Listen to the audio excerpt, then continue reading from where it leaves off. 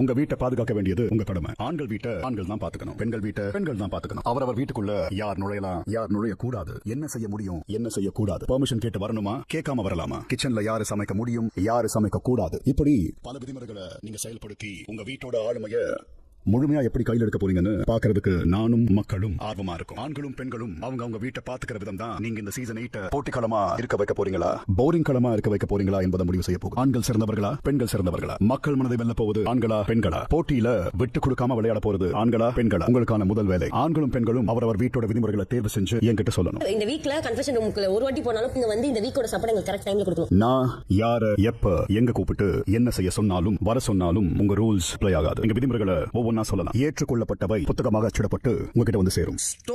Store ரூமுக்கு பெண்கள் வரணும்னு விரும்பினா ஆண் பிரதிநிதிகளை சம்மதம் வாங்கிட்டு தான் உள்ள வரணும். 2 டீ காஃபி காலை உணவு உங்கள் அணியில் இருக்க எல்லாருக்கும் வேணும்னா யார் உணவையும் சமைக்கணும்னு ஆண்கள் அணி தீர்மானிக்கும். மதிய உணவு வேணும் அப்படின்னா கிச்சன், வெசல் வாஷிங், கிளீனிங் எல்லாத்தையும் யார் எத்தனை பேருங்கள் அணி தீர்மானம் செய்யும். 3வது பகுதி இரவு உணவு வேணும்னா ஒட்டுமொத்த கிளீனிங்கையும் எத்தனை பேரு ஆண்கள் அணி முடிவு செய்வோம். 3 ஃபேட்மேன் அன்னைக்கு பொறுப்பாளர் அவருடைய அனுமதி வாங்காம யாரும் தண்ணீர் குடிக்க கூடாது. அவருக்கு என்ன அவர் வேணும் அப்படின்னா அவருக்கு கம்ஃபர்டபிளான இடம் பெண்கள் பக்கம் இருந்தாலும் போய் ஒரு உட்கார்ந்துக்கலாம். அனுமதியை தண்ணீர் தியாகமா பெண்கள் பண்ணணும். 4வது தவறு செஞ்சிட்டாலும் அதுக்கான பனிஷ்மெண்ட் இந்த பொறுப்பாளர்கள் தவறு செஞ்சாங்களோ கொடுப்பாங்க. ஏற்றுக்கொள்ளப்பட்டவை புத்தகமா கன்ஃபெஷன் ரூமுக்கு வராங்களோ அவங்க வச்ச ஃபர்ஸ்ட் டிமாண்ட் லிவிங் ரூமுக்கு வந்து டாஸ்க் படிக்க சொல்றதுக்காக மென்ஸ் வந்தாலும் வெளியில போகும்போது ஃபுட் அண்ட் எங்களோட திங்ஸ் எல்லாம் கரெக்டா வந்துடணும். அண்ட் 3rd திங் யார் உள்ள வராங்களோ எந்த பொருளையும் எடுத்துட்டு வரக்கூடாது. 4th திங் அப்படின்னு சொன்னாதான் அவங்க வெளியில போகணும். இந்த ரூல்ஸ்ல ஏதாவது அவங்க பிரேக் பண்ணிட்டா நாங்க சொல்ற பனிஷ்மெண்ட் அவங்க அக்செப்ட் பண்ணிக்கணும். நான் கூப்பிடும்போது உங்க ரூல் அப்ளை ஆகாது.